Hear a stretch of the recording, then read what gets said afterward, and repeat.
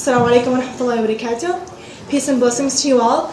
Before we actually begin, we're going to have Brother Rafad with the Quran recitation, inshallah.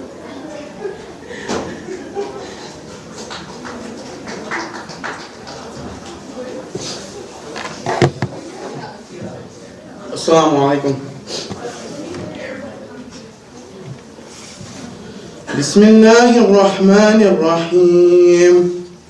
Noon wal qalami wa ma yasturun. Ma anta bi ni'mati rabbika bi majnun. Wa inna laka la ajran ghayra mamnun. وإنك لعلى خلق عظيم فستبصر ويبصرون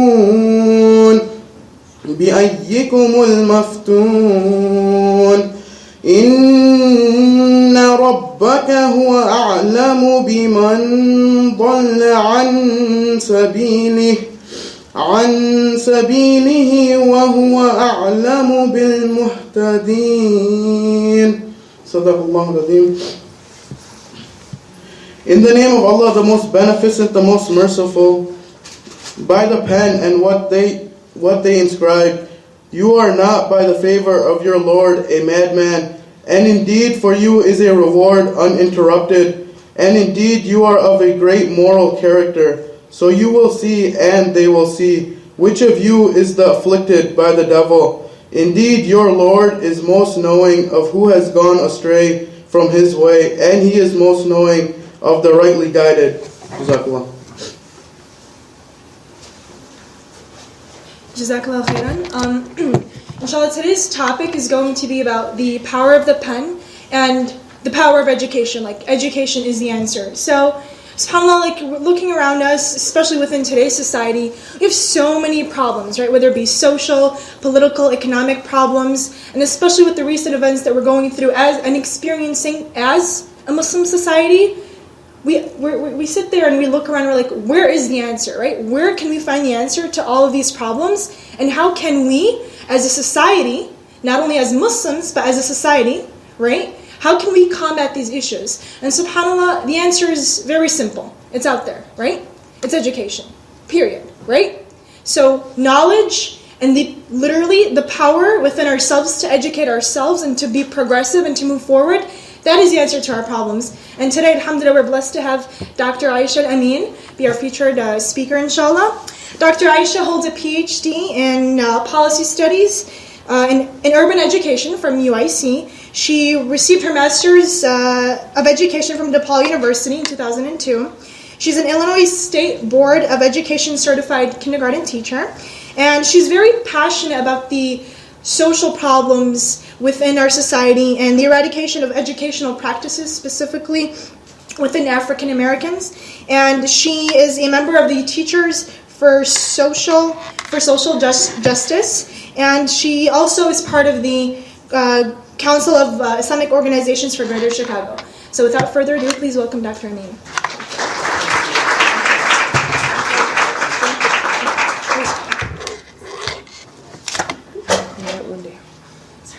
No worries. Assalamu alaikum. Bismillahirrahmanirrahim. First, I want to thank MSA for inviting me to be amongst you today and have a conversation. What I intend on doing is I have some questions for you that I'd like your insights on, and I have some perspectives that I'd also like to share with you. While my occupation situates me here, I'm the director of the Council on Teacher Education. I'm also the acting associate dean of Student Services for the College of Education. I serve on the Board of Religion and Education for the Routledge Journal. I'm a CARE board member, the Council on American Islamic Relations. I am a Teachers for Social Justice leader on the leadership body of that as well. And I'm on the committee or board for Muslim anti-racism or Muslim ARC. So all of those things, all of those identifiers help to situate me in the discussion that I want to have with you today. usually I have my teacher voice. I could talk really, really loud, but then I won't need a mic. So just an overview of some of the things that I want to touch on today in the time that I'm with you. I want to talk about U.S. education, Muslim education, and being Muslim and educated in the U.S. system, and what Islam actually says about education, and finally, what is education? That kind of all-encompassing question that I'm sure is as many times as I can ask it is the variations of answers that I would receive. And then I'd like to leave some time at the end to try to throw out some questions and some responses and see your responses to those questions as well from the audience and from myself. To begin, I want to ask you, when I say education in the U.S., what are some words that pop up? Just popcorn. Give me a few words when I just say education in the U.S. What do you first think of? Privilege. Privilege. Student loans. Student loans. You've been here. Don't be shy. Opportunity. Opportunity. Mechanical. Test scores. Give me 3 more. By the way, I'm a teacher, so we have what's called wait time, so I can stand here. Structure. State standards. The ACT. Wow, you guys are well versed. I think you've summarized U.S. education in just about 2 minutes. When I talk about education in the U.S., I see these kind of binaries. There is opportunity and privilege, but there's also certain groups of people that never see those opportunities.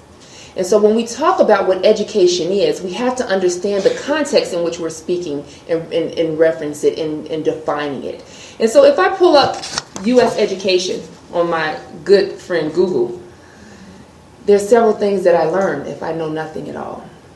I learned that the literacy rates among 4th grade students in America are sobering. 66% of U.S. 4th graders fall below proficient on the most recent National Assessment of Education Progress, which speaks to high-stakes testing. I also find that there are gender differences in STEM fields of science and technology and engineering that U.S. school systems are grappling with at alarming rates. I find that schools are made up of 75% or more of low-income students, where there are 3 times the number of out-of-field teachers than in wealthier school districts. So those students that probably need the most resources are given the least resources. I find that our nation's education assessment is largely based on graduation rate, which tells me that Black students and Latino students have alarmingly high rates that they do not graduate. I also find that according to the National Assessment of Educational Progress, only 32% of 4th graders can read, are proficient in reading, while a dismal 26% are proficient in math, 29% in science, 18% in history. And these rates are even more drastic when we're talking about our low-income students. I find that 43% of Latinos and 38% of Blacks attend intensely segregated schools, where schools look like Brown versus Board never existed. I find disparities in the achievement gap. I find disparities in the resources, and who is tested and for what, who is entered into special education and who is not, who is labeled and who are not. So when I look up U.S. education, what strikes me is the alarming disparities that exist in a system that is supposed to liberate. So I figured, okay, I have a better understanding now, because of course Google knows everything, which that's what I found out. Any opposers to that? No. What do you, when I say Muslim education or the education of Muslims, what comes to mind? Again, a popcorn response. Arabic. Arabic. Islamic studies. Islamic studies. Sunday school. Doctor. Say it one more time. Doctor. Doctors. We have more. You're thinking of, and guess what? If they're bad, that's good. I'm of the philosophy that we shouldn't be afraid to speak truth. We hear things about Muslims in education that we find alarming. Let's use this space to talk about those things and dissect them. Because I'll tell you what I found, and then I'll go into some of my own personal triumphs and challenges. Give me a few more.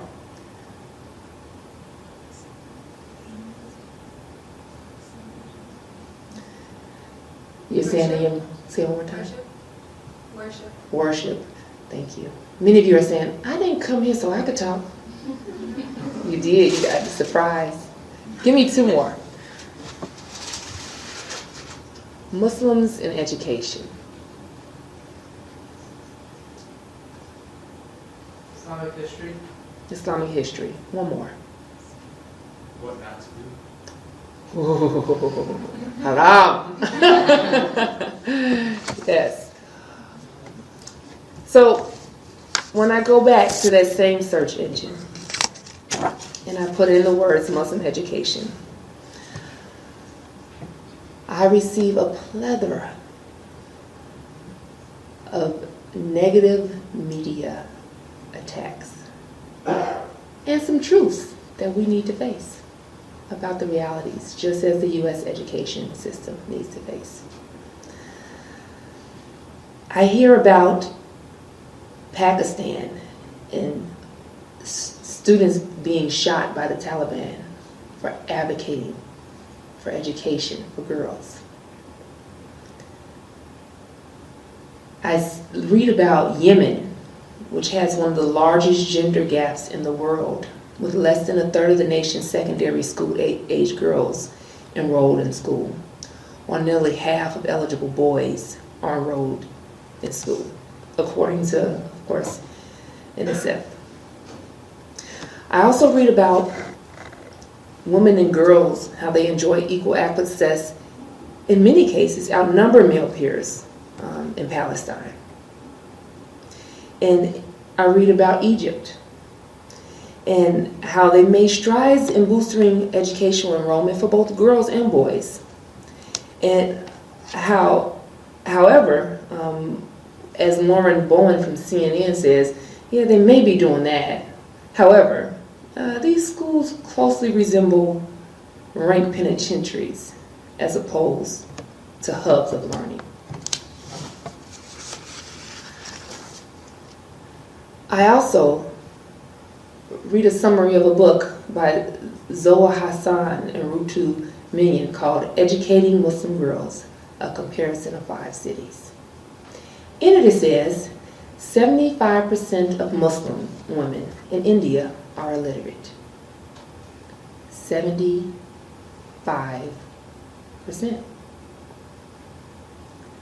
Literacy being officially defined, rather than generously, to include just about anyone who can read and write a sentence or two. It goes on to say the situation in the northern states, especially in rural areas, is said to be particularly dismal, with 85% of Indian Muslim women unable to read or write. So, as I read both of these responses to my searches in trying to understand what the world would see if they put in those key words. What I come to at an impasse is that we all have some problems that we need to deal with. Much of my experience in my research is, as said in my introduction, has to do with Muslims in education, and more specifically African American Muslims in education. And I was pulled into this research. I don't believe that you research that you or scholarly work that you choose to that to be your endeavor. It's something that you pull out of a hat. It is something that you're passionate about. It is something that you care about because you're dedicating much of your existence to it. At least that's the way it felt when I was writing all of all of this.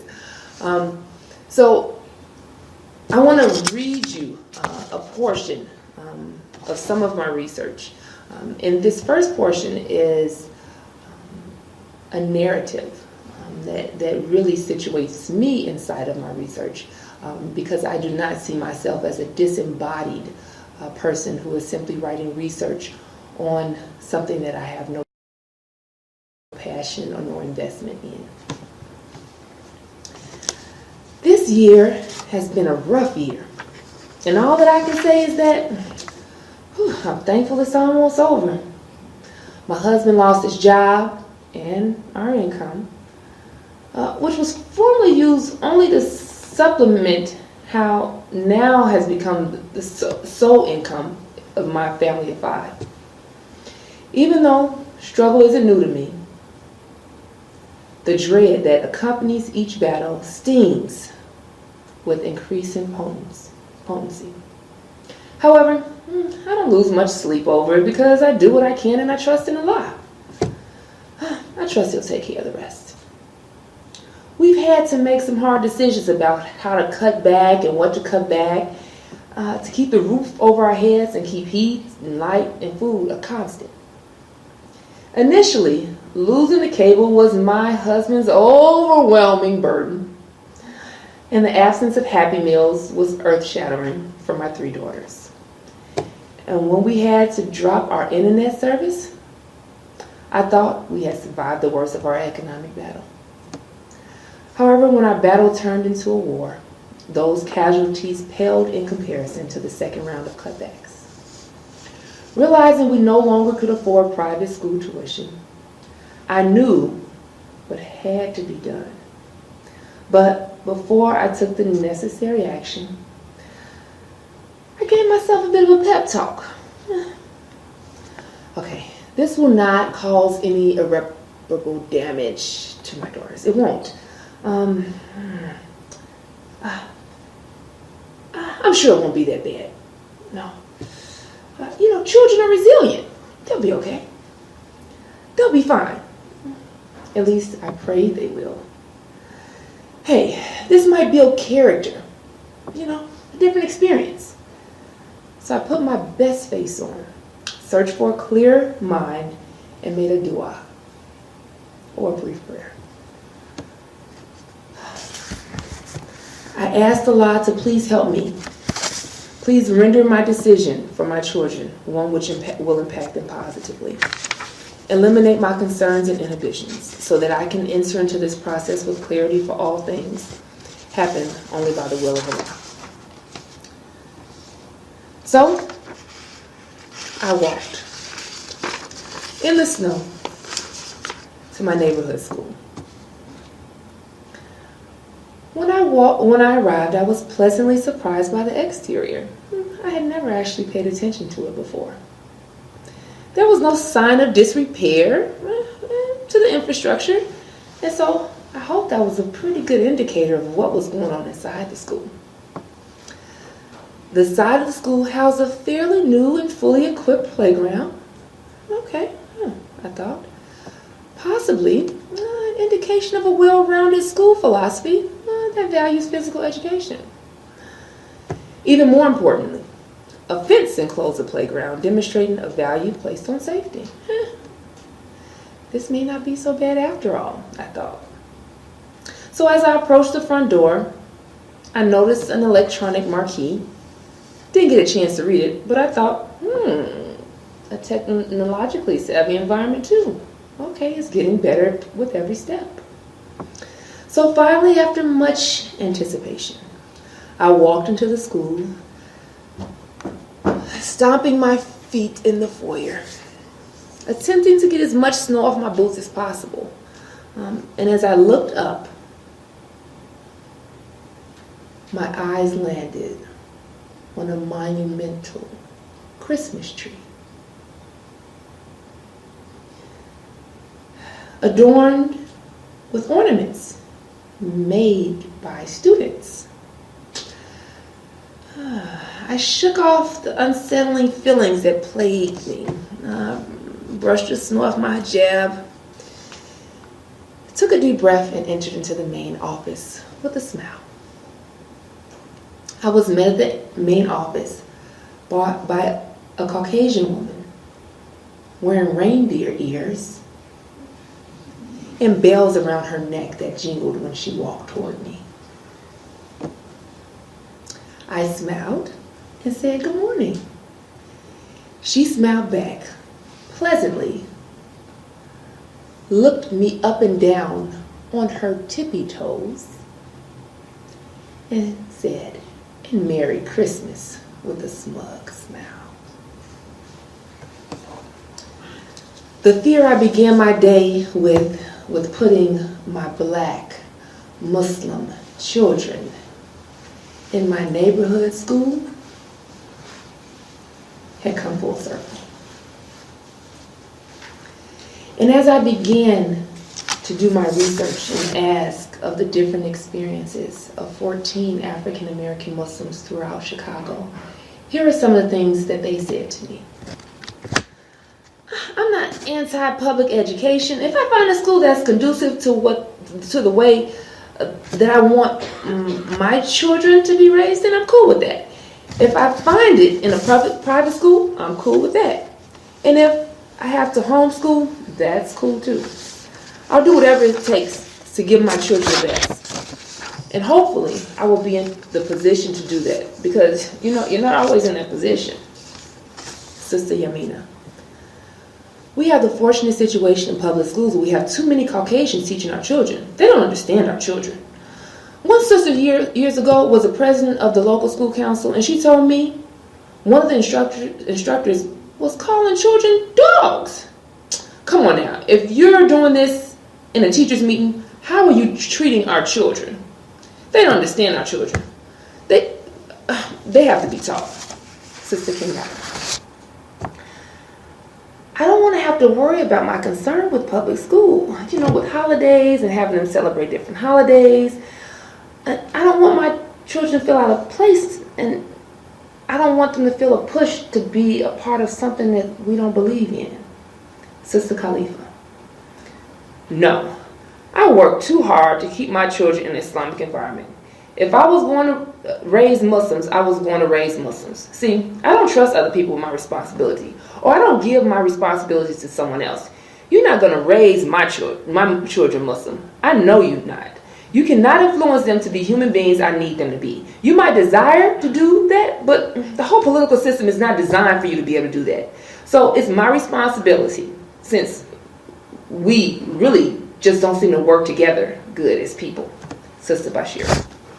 So the multitude of issues that resonated here are ones that I've heard, personally grappled with, and seen played out over the last year as I learned of the experiences of 14 African American Muslim parents, spanning 2 generations, who have transferred their children multiple times, trying to navigate alternatives to the neighborhood public school system.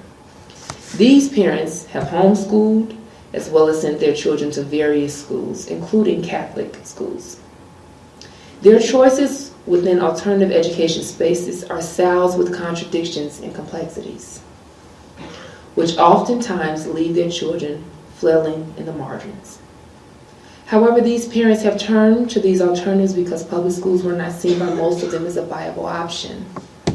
These themes influence their school choices as well as their children's experiences. These themes are also salient in school educational practices and reflect a web of contradictions in how a democratic, relevant, equitable, and socially just education is defined in schools and within the broader context of schools in which they are embedded.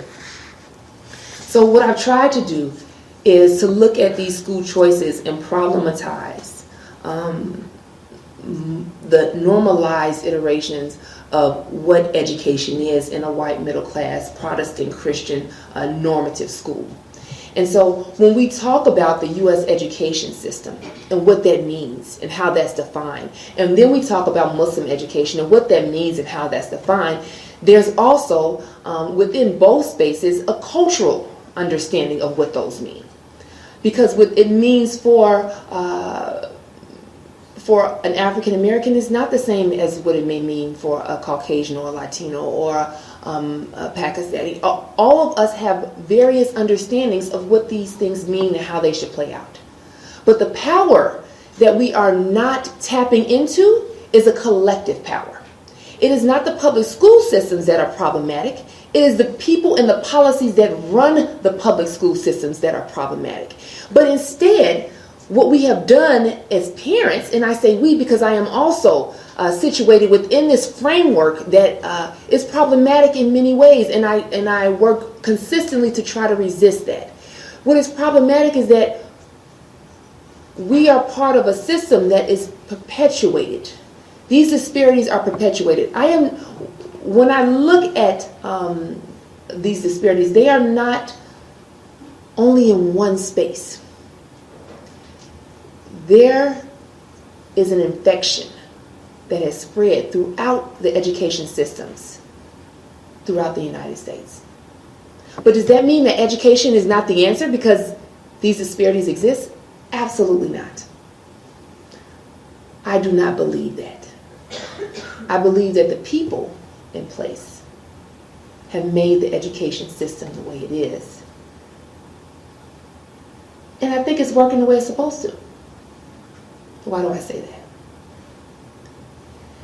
Because as Jean Agnon tells us, there are multiple ways that we educate. We educate the executive elites. Then we educate the working class. Tell me what you think. If you could use your imagination, because you may have been here, you may not have. What do you think a school that Obama would send his children to, lab school in Chicago, for example, what do you think that looks like in comparison to a school in Inglewood, where 99% of the students are below poverty level and can receive free lunch? What are some of the differences that you think you might see there?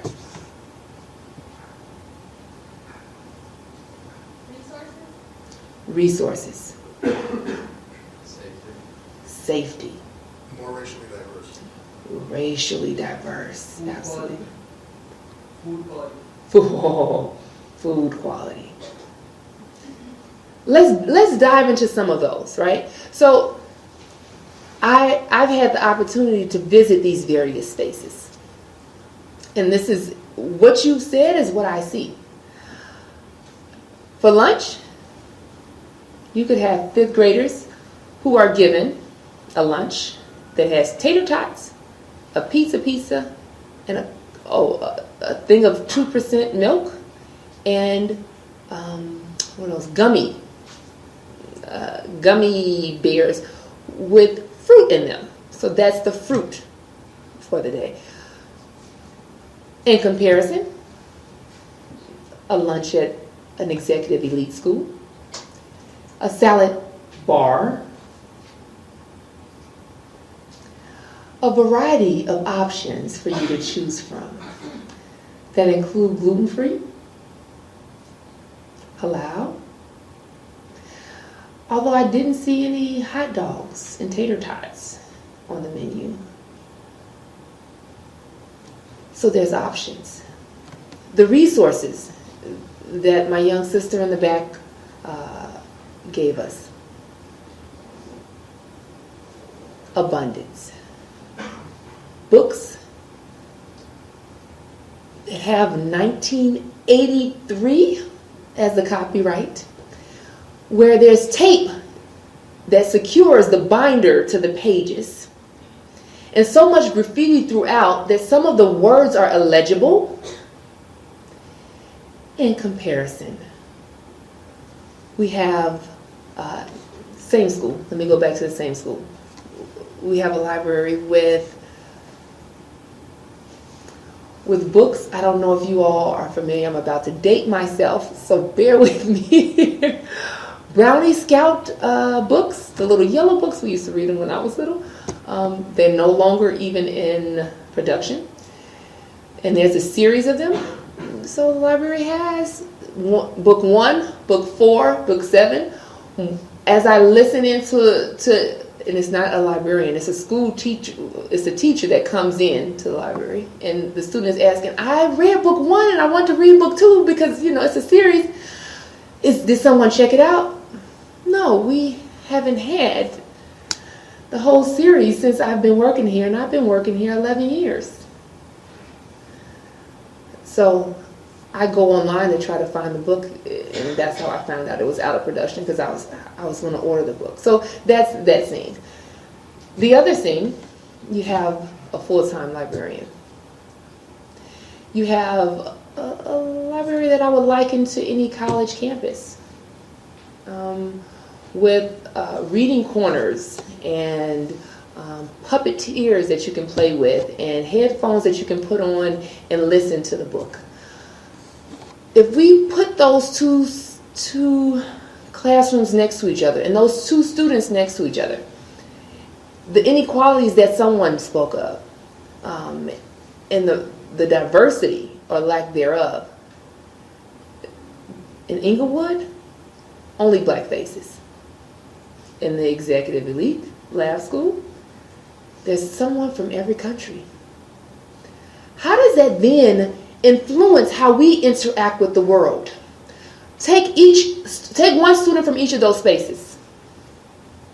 Their interaction with the world is different. One has been educated in a way that is liberating. You have choices on what you eat. You have people, from what I can see, people that care about you are investing in you. On the other hand, you don't have a choice. You are rewarded for staying in your square in line at school in this space. There is no line. You just go to your class in the other space. There are psychological things that education have the ability to do. And so we have to be aware of them. We have to call them what they are. And then we have to work in policy and on grassroots levels to try to amalgamate that, to try to change it, turn it on its back, to resist it. If we look at Muslims in education and what it really is, we will find that there was, by no accident, was the first word of the Quran revealed by Angel Jibril. Read, Iqra, read. Muslims value education, regardless of what Fox News may tell you. You all can tell I love Fox News, right? No, at all. Islam is a religion based upon knowledge, for faith in Islam is not blind. Rather, it is rooted in reasoning and recognizing the signs of God's existence. The text of the Quran is replete with verses inviting man to use the intellect, to ponder, to think, to know, in order to reflect on the meaning of life. Prophetic sayings are also full of responses to the importance of knowledge. Such sayings: seek knowledge even as far as China. Seek knowledge from the cradle to the grave. There are an abundance of hadith. And when I say hadith, I'm talking about the sayings of the Prophet, may peace and blessings be upon him, that talk about education. Here's a few. Education is not only the right, but the duty of every Muslim, male or female. The best gift from a father to his child is education and upbringing. Knowledge cannot be acquired with sloth. If anyone acquires knowledge of things which are pleasing to God, but acquires it only to get some worldly advantage, he will not experience the scent of paradise. When a man dies, nothing lives on after him, except three things: a continuing charity, knowledge he imparted that can benefit others, or a pious child who prays for him. So the emphasis on knowledge and education is essential in our understandings of what it takes to be a good Muslim. But not just knowledge for the sake of knowledge. And I want to be really, really clear with that. As Martin Luther King has said, I am not interested in power for power's sake, but I'm interested in power that is moral, that is right, that is good. Knowledge is powerful. Knowledge brings power. But it is incumbent on Muslims to use that power in order to change society to become more just. Whether we are in that group of privilege or not, that knowledge and that power of the pen, as we are all here to discuss, is not something that any of us should take lightly. So as I bring forth these disparities, both here in the U.S. and abroad, who will change that? What will change it? If we all truly believe that education and knowledge is the answer, then we have to define what that is, which is my last portion that I want to discuss and open up for a conversation around.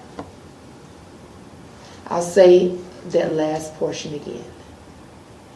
If education and knowledge is truly the tool for liberation, and at the beginnings of our discussion today, we talked about the disparities in these things, which means we realize that there's something not right about it. Then how are we even defining education? So let me tell you how I define education.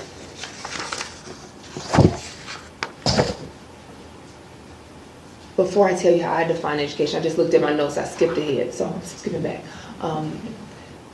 Before I tell you how I define education, I want to bring the voices of the parents that were so gracious to open up their minds and experiences through my research, and what they think education should be.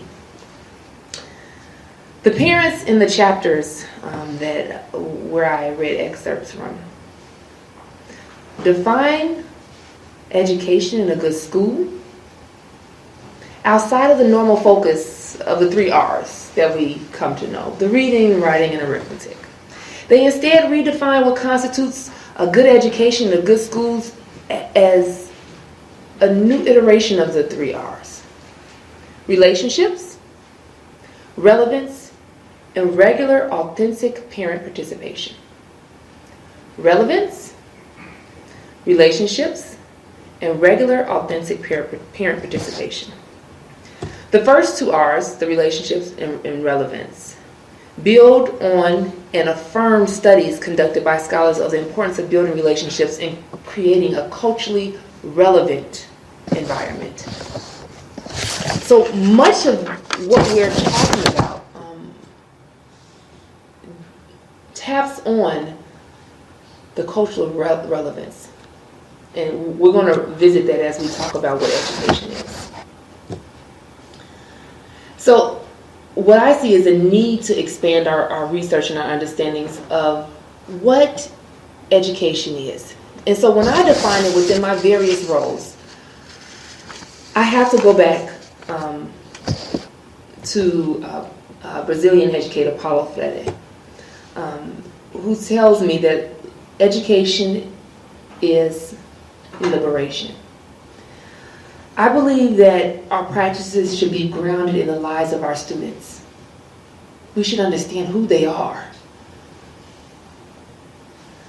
They should be multicultural and anti-racist and pro-justice. I should not sit in front of a class and hear students being miseducated about what it is to be who they are, whether that be white or black, Muslim or Christian. It should be participatory and experiential. Experiences teach us. The experiences of that student in Inglewood are vastly different from the experience of the student at the lab school.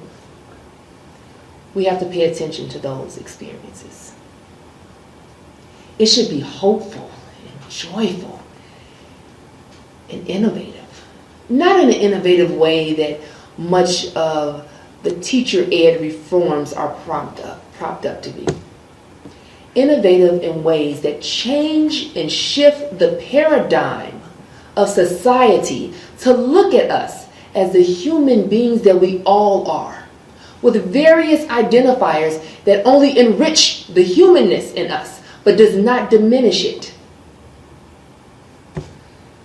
They should be academically rigorous.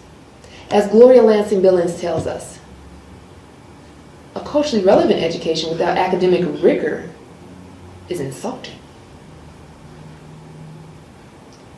Don't pay attention to my culture and dumb me down. I am more than capable. And they should also be sensitive to the various identities we bring into the class. Whether those identities be homosexual or heterosexual, hijabi or non-hijabi, modest or immodest, black or white, blue-eyed or brown-eyed. Again, going back to Freire, who obviously I like. In his letters to those who dare to teach, he stated, we of educators, we are political militants because we are teachers. Our job is not exhausted in the teaching of math and geography, syntax, or history. Our job implies that we teach these subjects with sobriety and competence, but it also requires our involvement in the dedication to overcoming social injustice.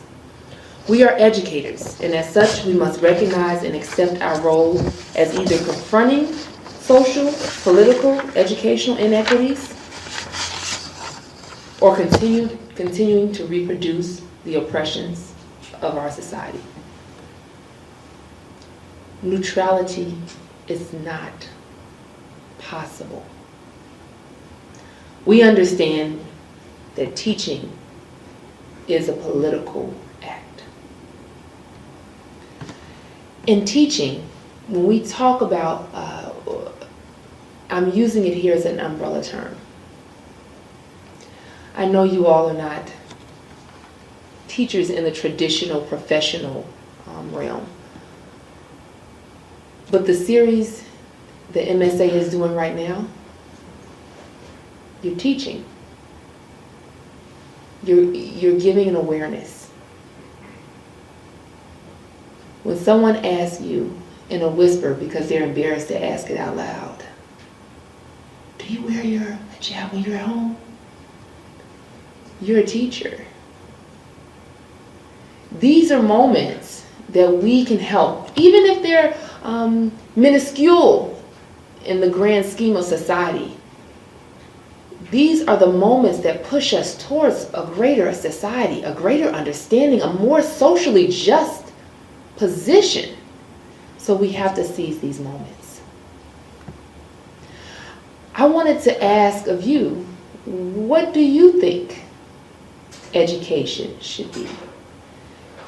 Because as I quoted Fede and told you what the parents that I studied thought it should be, I think that it's an open space. It's an open space to define. And so I'd love to get some of your reactions when someone asks you, what is education, or what should it be if it's not what you already think is ideal?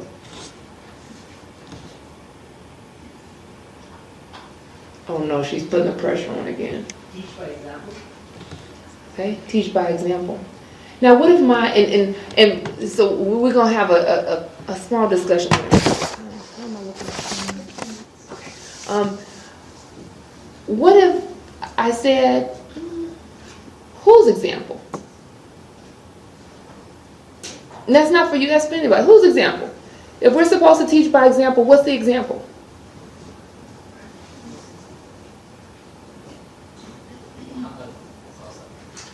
I'm sorry. I couldn't hear you. Don't get shy now. I said Muhammad. All right. The Prophet sallallahu alaihi wasallam. What if I'm not Muslim? The right thing to do. The right thing to do. What if your right and my right differ? What if you don't think it's right for me to wear short skirts? And I think that's right. I have these beautiful legs. I'm going to show them.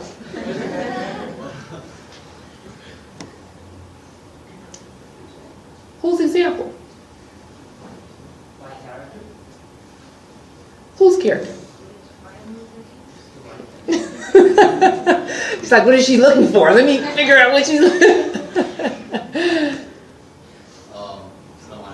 Look, Islam. So I'm in the College of Education. Yes. And I guess what I've learned in teaching is that there's a huge responsibility for teachers to be that example. And that's because when you realize that a lot of these kids see you more than they see their own parents, it hits you hard, the responsibility that you have as a teacher. And just thinking back to my own education in high school, like the good teacher was always the cool teacher, the one that we did the least amount of work in. And I don't think that was beneficial in any way, Yes. because the example, whether it be not Muslim or non-Muslim, the teacher is huge. How they act, how they walk, how they talk, how they value their own discipline, whether it just be, oh, I'm just going to throw a bunch of facts at you, or I'm going to make this really exciting and relevant to you. It echoes for me and for anyone here. It echoes for us for the rest of our lives. So, kind of encompassing what we all touched upon. Absolutely. Absolutely. I don't Going know. off what Ali said, throughout middle school I was pretty much a loner. I had no friends except my teachers. So they were my best friends. So I learned a lot of lessons going, like just like talking to them literally. They really were a big influence on my life. So it does reflect on the way they act and treat the students. Absolutely. I'm going to share a quick story, a personal story. So I absolutely agree. Teachers have so much power, both the formal ones and the informal ones. I am a graduate of Chicago Vocational High School. If you're not from Chicago, when I say that, people usually go, oh, I'm sorry. It's a rough school, and I was told that I would never go to college. I did not have the aptitude. I did not have the intellect. I believed it. I went to the military. I joined the military as a military police officer. Traveled overseas. Was stationed in the Netherlands for 4 years. I was a private. Everybody could tell me what to do, which aggravated me to no ends. And so I said, what do I have to do so that I can get some rank and I can tell someone else what to do? I was young, so that's all that I saw. And they told me I needed to go back to school. I needed to go to college. So I did that. And 3 classes into my first algebra class, the professor said, you are brilliant. I said, who are you talking to? I did not believe that. because so many teachers had told me just the opposite. As you know now, I kept going. But just as teachers have the power to empower, they have the power to disempower. And unfortunately, there's oftentimes, especially with certain groups of people, that there's some disempowering going on. And not intentional. These were not teachers that hated me. They were like, you need to really, I was in horticulture. You need to do so-and-so, which is actually a pretty good thing now. I wasn't that interested, but you need to make sure that you're paying attention because this is your livelihood. So, yes. And when I question and I push you on whose character, who's that's to bring forth and make transparent the complexities in this thing. If we had one standard of being, then this would be easy, but we don't. What other things do you think about? And I know I have another few minutes. You basically said it. Whenever you asked what do we think about, I think about education as empowerment, as a place to engineer, in the words of Freire, a critical consciousness. Yes, absolutely. That's what I think of as education. Absolutely. And I want to pose a question. If education is empowering, and I belong to the LGBT community, LGBTQT, I left out a letter, and I'm in your class, and the character that you're looking for is outside of that, do you then disempower me? So there are spaces, please. I don't want to interrupt. No, you're fine. So I'm also in the college of ed. Actually, I just told me about program that he's in assignment right now. But what I've learned as well from my classes so far is that how to empower is to kind of backing up your statement is to build solidarity with people who are different than us, and finding those similarities and building those connections and realizing our humanness, like you just said. So. Absolutely beautiful. If you take nothing else out of my brief time with you, it is that education is empowerment. Education is liberating. But only when we fully embrace the differences. Because you do not do as I do, look as I do, or believe as I do, does not mean you don't deserve the kind of education that empowers you to be the fullest of who you are. Because only then can you go out and change society. It doesn't matter. If you don't believe, the most beautiful picture, it was on Facebook, the most beautiful picture was several Muslims with their hands held around a synagogue where there were attacks going on, saying, no, any oppression anywhere is oppression everywhere. So to let a student get taunted for who they are, even if you don't believe that's who they should be, we're not the judge. We are to protect those students. We are to empower them. And so education is liberating. It's not just liberating for U.S. education system. It's not just liberation for Muslims. It is liberation in a socially just environment for all. And so that's, to me, and hopefully, if not to you, a nugget for you to think about, that's what education is. Thank you for my time here. I don't know if there's any questions. If we have any questions, we have like another minute. I can certainly filter that. Yes. With your experience being culturally diverse and everything, did you find it ever hard to, you had mentioned earlier in your lecture, being culturally sensitive, but if we were to be honest, because I personally think, seeing what I've seen living in the city, you can't actually fix the problem, you can only make it a little better. So my way of looking at it is to be completely honest. If I want to empower somebody, I have to be honest with them, and I can't keep swiping things under the rug. My question is, how did you go about that with your education and your teaching? I would say there's no end game. I would say it's a continuous process. I would say I have moments to resist that today. My belief is that our words, and even in our dean, we know that the tongue can get you to the hellfire, right? So be very measured in the words that you use, and be honest. And people see authenticity and sincerity. So I ask the hard questions. I'm okay answering the hard ones. You have to be okay with being uncomfortable in order to grow. And so I push myself into uncomfortable situations until I get comfortable, and then it's time for me to push a little bit more. All right. Listening to the talk really reminds me of this quote from Malcolm X. I can't remember it. I don't know if it's perfect, but he said roughly that where you find capitalism, you find racism. And in the context of your kind of lecture, you kind of talk about that, how that kind of plays into it. Absolutely. Much of my study was done while with an analysis of neoliberal context of Chicago, right?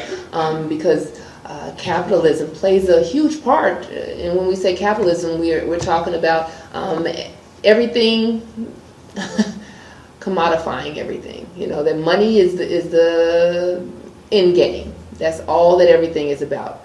And so, of course, it plays a huge role in racism, because in order for capitalism to continue to perpetuate and exist, you have to have people on the bottom in order to have people on the top, right? And so I had the great blessing of being able to visit Cuba in several years back and looking at a socialist society and comparative analysis to the neoliberal context in which we dwell, and there was some alarming things.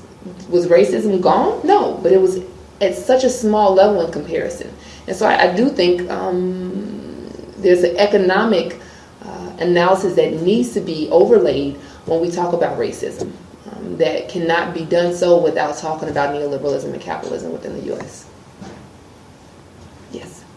You address the problem with the education today really well, and I agree that teaching is a political act. So what do you think, with today's educational curriculum, what do you think is missing that needs to be there? Like, what is your solution? If I had that, I would bottle it up and I would know. I have many ideas around it. Would I prop it as a solution? No.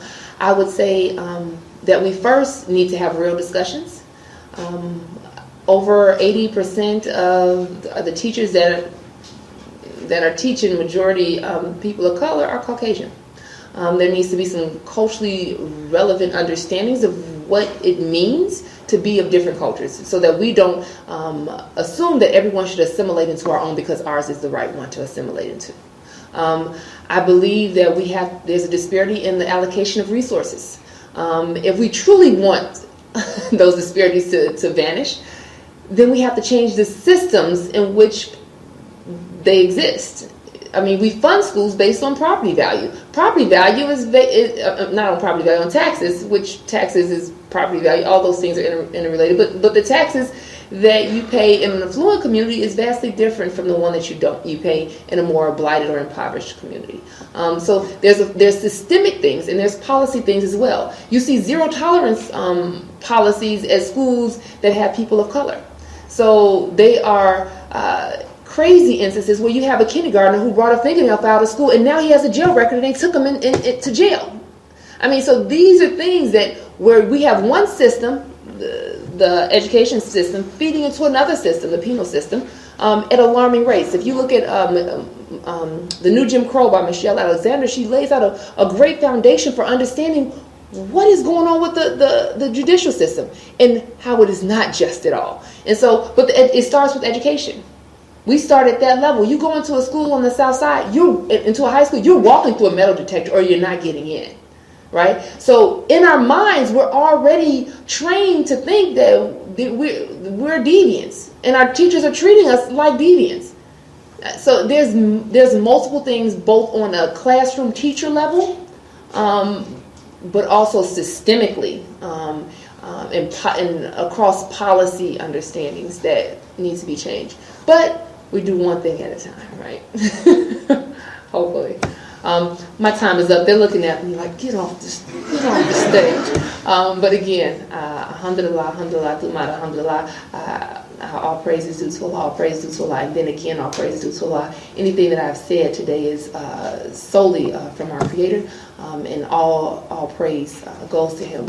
And anything that was said in error or offensive to anyone, it was the fault of my own and mine alone, and please accept my apologies. And again, thank you for letting me be part of this.